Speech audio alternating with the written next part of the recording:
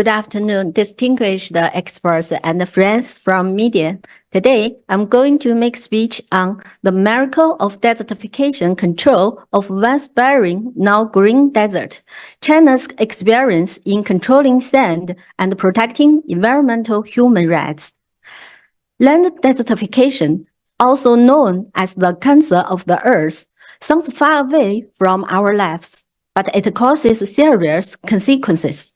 Dust storms, reduced food production, and water shortages, etc. China is one of the countries with the most serious desertification, and the following data can explain a lot. Now, I would like to use a story of an ordinary farmer in China to introduce Chinese experience in desertification control.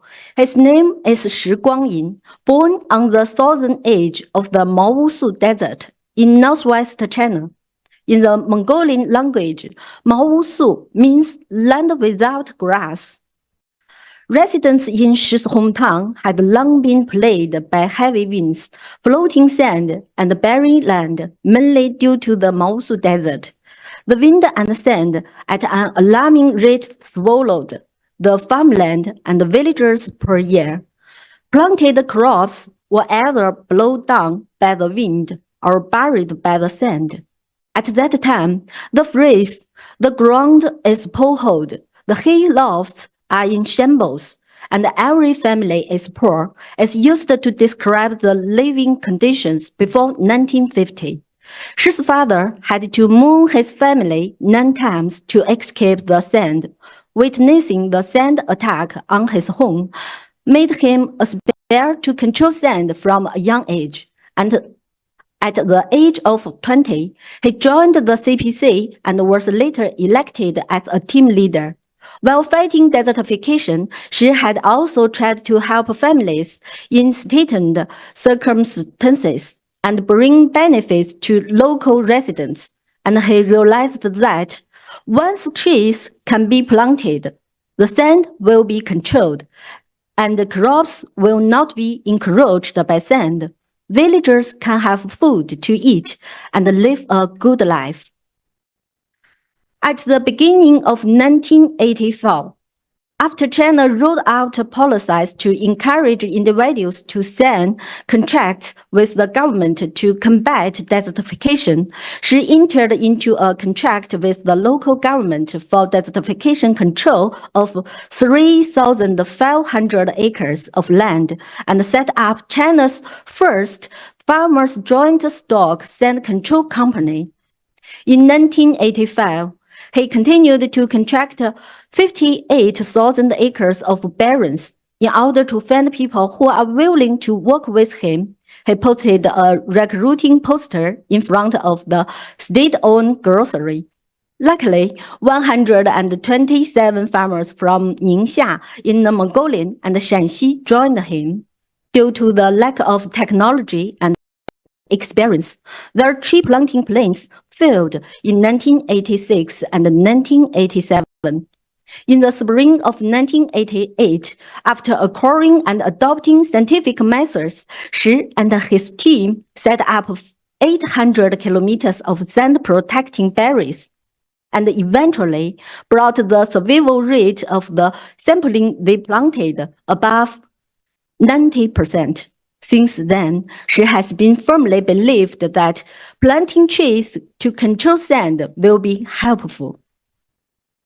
Over the decades, he has contracted to manage 250,000 acres of desert sand and wasteland and planted more than 53 million trees, making him the first Chinese citizen to be awarded the honor of National Hero of Desertification Control. He, working with his son and grandson, is also called Ranger in the Desert. In China, there are also heroes like him, such as Mr. and Mrs. NWUPL, Zhang Yinglong, who are willing to devote to the cause of afforestation and sand control. Today's Maowu Desert has seen a grass and forest coverage of nearly 80%, extending Shanxi's green map 400 kilometers to the north, which has been a Chinese miracle of making barrens into an oasis.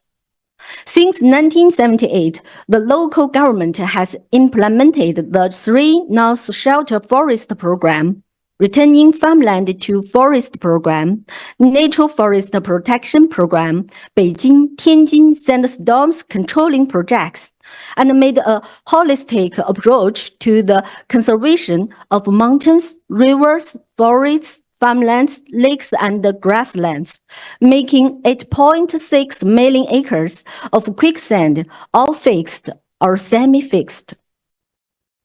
This project has not only created an ecological miracle, but also created social, industrial, and economic benefits.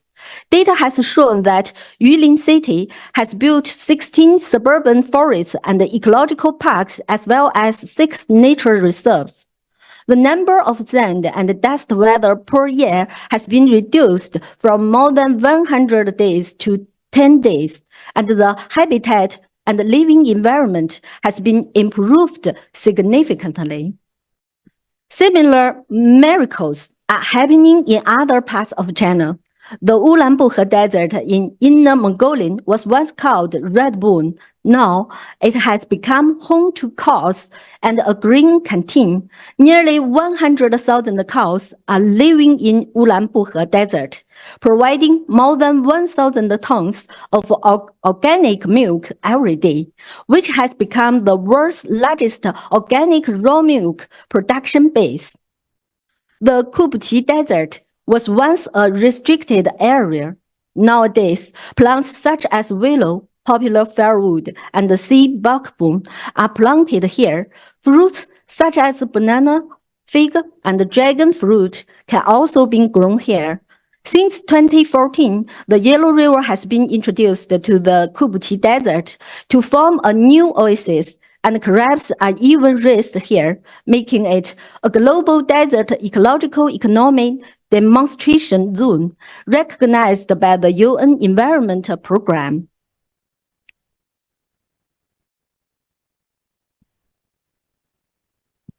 Akasu region of Xinjiang is located at the northern edge of the Taklamakan Desert, and the desert is only 6 kilometers away from the Akasu city and is approaching the city at a rate of 5 meters per year.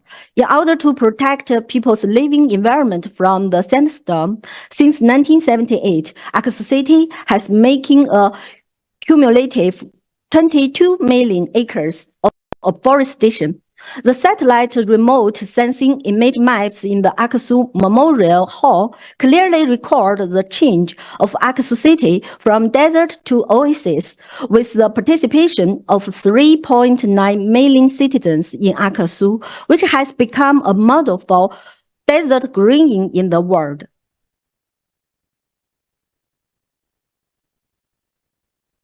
China has not only realized the historic transformation of making Once-Barren Desert now green, but has also created a pattern of sand control and prevention with Chinese characteristics that is also in line with the national and the local conditions.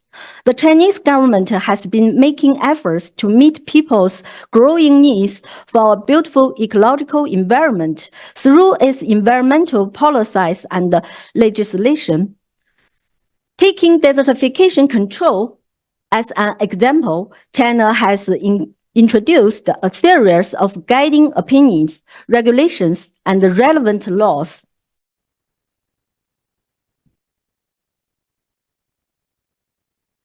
President Xi Jinping has stressed that a good eco-environment is a basic public good and offers most inclusive well-being. Today, China has regarded the harmonious development between human beings and nature as a new paradigm for realizing and safeguarding the people's right to development, and contributed China's discourse and experience to meeting people's needs for a beautiful ecological environment through the ever-improving legal construction. That's all. Thanks for your attention.